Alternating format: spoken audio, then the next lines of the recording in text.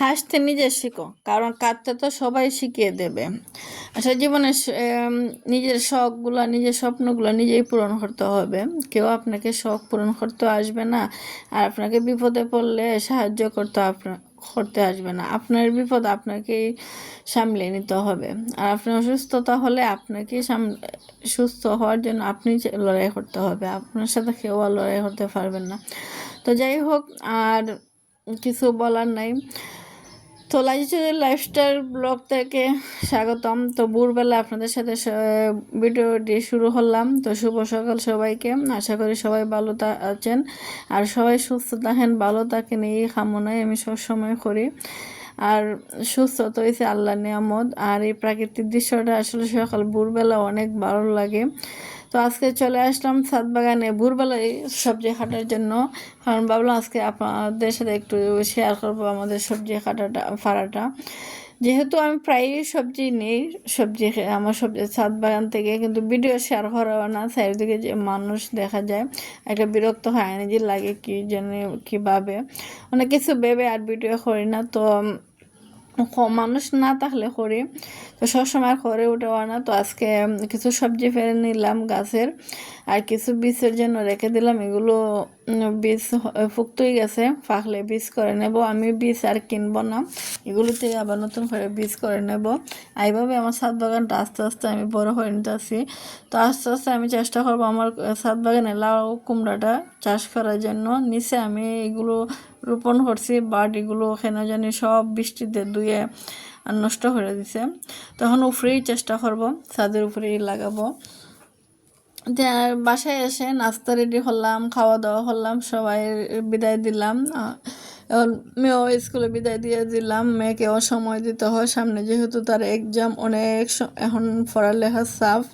তো আমি ওকে একটু চেষ্টা করতেছি যাতে তাড়াতাড়ি সিলেবাসটা শেষ করা যায়। ওর সিলেবাসটা অনেক পিছানো, ঈদের সিজনে যেহেতু অনেকদিন বন্ধ গেছে, আর এর মাঝে ও বেড়াইতেও গেছে, সিলেবাসটা আমার কমপ্লিট করা হয় নাই। তখন চেষ্টা করব কমপ্লিট করার জন্য। আর এইদিকে সাংসারিক তো কাজকর্ম আমাদের করতে হয়, আমাদের গৃহিণীদেরকে আবার আমরা মনে করি দুই হাতে না, পাঁচ হাতে আমাদেরকে কাজ করতে হয়।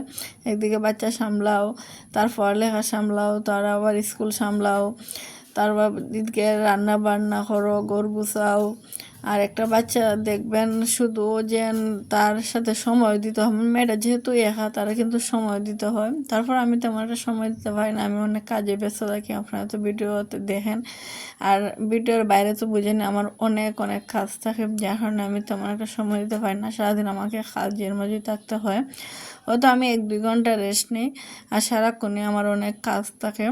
যেহেতু আমি বাসায় নিজেই একাই আমি সব কিছু হ্যান্ডেল করতে হয়, তো আমাকে এইগুলো একাই ম্যানেজ করে নিতে হয়।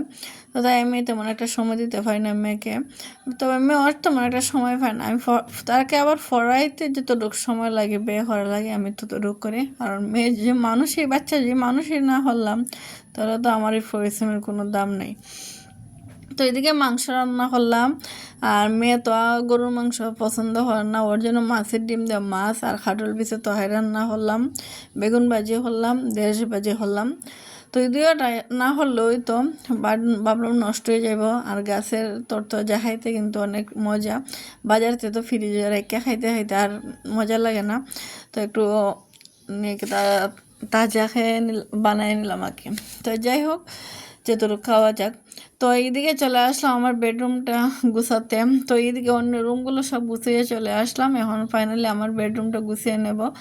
আর রুমগুলো গুছাতে অনেক সময় নেয়, আর এদিকে রান্না শেষ করে, আগে রান্নাটা শেষ করে আসছি কেন, মেয়ে যদি চলে আসে তো আমার টেনশন নাই, ওরা খাবার দিয়ে দিতে পারবো। আর যদি ধরেন রুম গুছায় আবার রান্নার একটা টেনশন থাকে, তখন কিন্তু আর রান্না করতে পারি না, মনোযোগ দিয়ে ঘরও গুছাইতে পারি না, আর ভিডিও করা হয় না। হয়তো রান্না করলে কিন্তু দেখবেন রুম গুছাইলে ভিডিও করা হয় না, দুইটা একসাথে করতে হলে অনেক কষ্ট।